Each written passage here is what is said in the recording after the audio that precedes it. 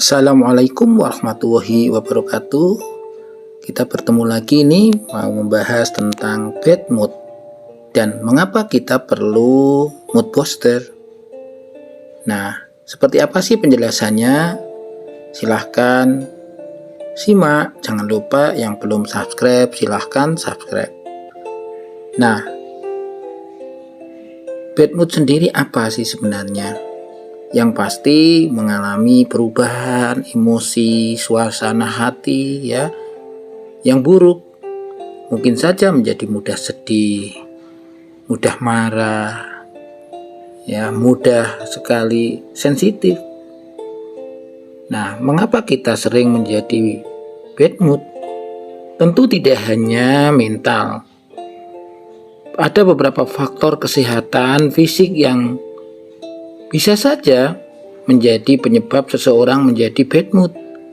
Misalnya saja demensia, gegar otak, stroke, diabetes, penyakit Parkinson, kelainan kelenjar tiroid, hingga masalah pada sistem saraf mempunyai potensi untuk orang yang menderitanya mengalami bad mood. Nah, bagaimana dengan wanita? Ternyata orang dewasa, khususnya wanita, bisa saja mengalami bad mood ya karena terjadi perubahan hormon menjelang menstruasi alias PMS. Selain itu, tuntutan kerja, tekanan hidup, bisa jadi ketika sedang lapar ya. Kemudian ada hal yang tidak sesuai dengan harapan.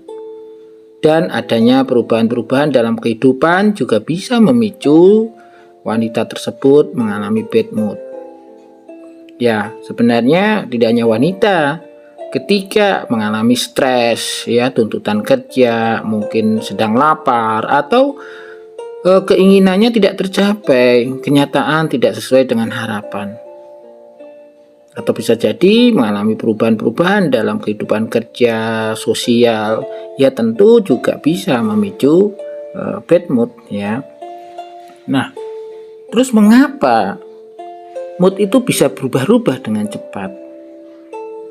Tentu salah satunya adalah bisa saja ada ketidakseimbangan kimia pada otak yang berhubungan dengan pengaturan suasana hati dan perubahan hormon yang dihasilkan oleh tubuh.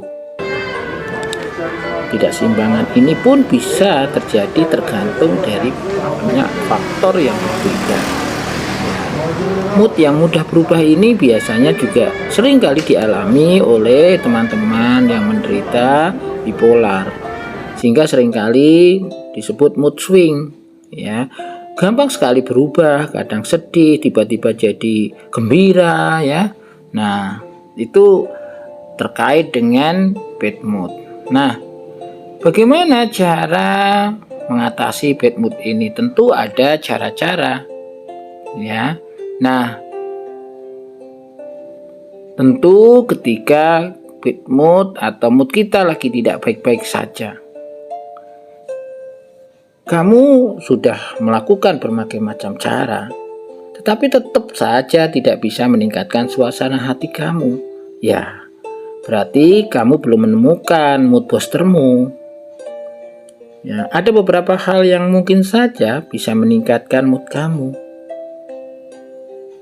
Pertama, tentu selalu percaya bahwa kamu hidup di dunia ini tidak sendirian. Dengan kata lain, akan selalu ada orang lain yang akan membantu kamu ketika sedang kesulitan. Nah, dalam hal ini ya tentu kamu harus berpikir bahwa tidak perlu diratapi. Berpikir positif saja bahwa ada orang-orang di sekitarmu yang bisa jadi salah satu di antaranya peduli dengan kondisimu, ingin membantumu, sehingga kamu akan jauh lebih ringan menghadapi tekanan hidup, stres ya. Kemudian yang kedua, ketika bad mood sedang datang, kamu bisa mengatur nafas secara perlahan agar mood kembali stabil. Kamu bisa saja pergi ke taman ya, mengambil udara segar, melakukan relaksasi nafas dalam. tentu dengan cara yang benar. Ketika kamu mengambil nafas dalam-dalam lewat hidung, kemudian menahan 3-4 detik, dan kemudian hembuskan melalui mulut secara perlahan. Coba lakukan itu ya 3-4 kali satu siklus, kemudian ulangi lagi. Lakukan dalam posisi meditasi atau yoga. Ini tentu akan sangat manfaat. Ketiga, bisa jadi kamu bisa memperbaiki atau meningkatkan moodmu dengan membersihkan ruang kerja atau membersihkan rumah.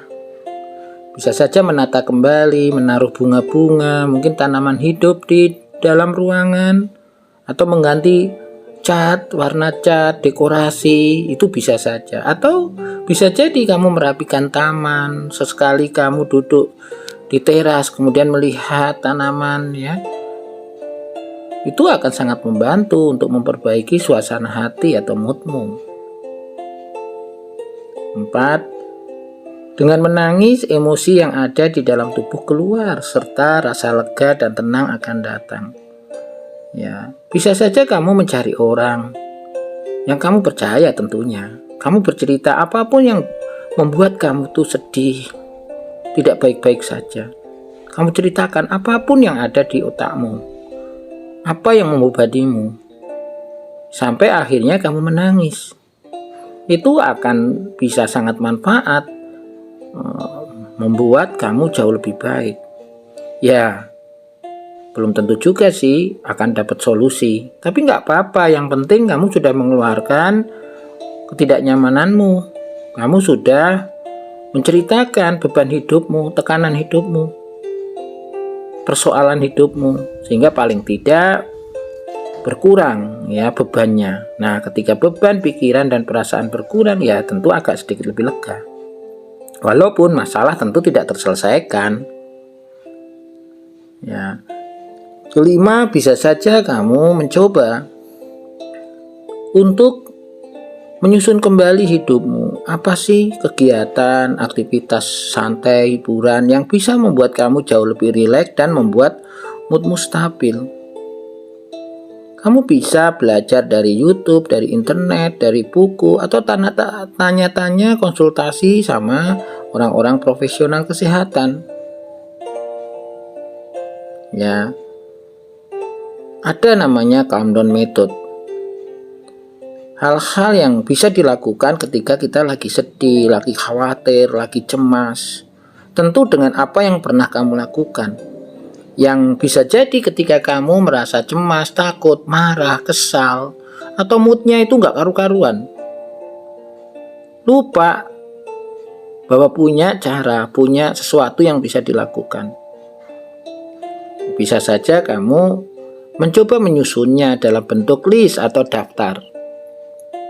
Ya, tentu yang ada sarananya, tentu yang kamu punya alat untuk melaksanakannya. Dan tentu urutkan sesuai dengan sarana atau kemampuanmu. Setiap kegiatan bisa saja kamu kerjakan 30-60 menit. Dan ketika itu sudah dilakukan, cobalah cek suasana hatimu. Coba cek perasaanmu. Apakah jauh lebih baik atau jauh lebih buruk? Seharusnya ketika dilakukan dengan tepat, ya mestinya suasana hatinya akan jauh lebih baik ya. Nah, tentu juga harus hati-hati. Ketika mendengarkan musik menjadi salah satu pilihan, ya pilih musik-musik yang merelekkan atau musik-musik relaksasi yang bisa memperbaiki mood. Tidak sembarang musik bisa memperbaiki suasana hati atau mood ini. Nah, tentu ketika kamu bisa menemukan mood boostermu, cobalah pertahankan untuk melakukan. Kamu bisa membudayakan itu untuk dikerjakan setiap harinya secara rutin. Dan ketika sudah membudaya, bisa jadi kebutuhan obatmu untuk memperbaiki suasana hati atau moodmu bisa berkurang. Karena beberapa kasus, terutama penyintas bipolar, itu sulit sekali mengendalikan mood atau suasana hati, sehingga membutuhkan obat terus-menerus dari psikiater. Mungkin saja dosis itu bisa dikurangi atau dihentikan untuk sementara ketika kamu sendiri bisa meningkatkan moodmu.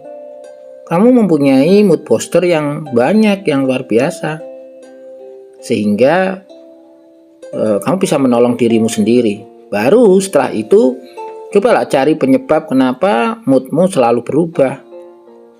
Mungkin ada persoalan